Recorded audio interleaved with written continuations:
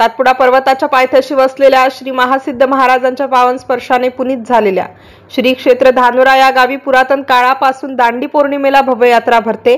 यावर्षी ही यात्रा माघ शुक्ल पौर्णिमा रोज बुधवार 12 फेब्रुवारी पासून प्रारंभ झाली आहे। आठवडाभर चालणाऱ्या या यात्रेत सर्व जाती धर्माचे लोक राष्ट्रीय एकात्मता ठेवून आनंद लुटतात। यात्रेच्या मुख्य दिवशी नवस फेडणाऱ्यांची गर्दी असते। 12 फेब्रुवारी रोजी यात्रेच्या दिवशी श्री महासिद्ध महाराजांच्या पादुकांची मिरवणूक टाळ मृदंगाच्या निनादात व हरिनामाच्या गजरात निघून गावातून नगर प्रदक्षिणा काढण्यात आली। त्यानंतर हरिभक्त परायण गुरुवर्य तुकाराम महाराज सखारामपूरकर यांच्या काल्याच्या कीर्तनाने सामुदायिक ज्ञानेश्वरी पारायण व नामसंकीर्तन सप्ताहाची सांगता झाली। सलग आठवडाभर चालणाऱ्या यात्रामध्ये पंचक्रोशीतील नागरिक मोठ्या संख्येने सहभागी होतात।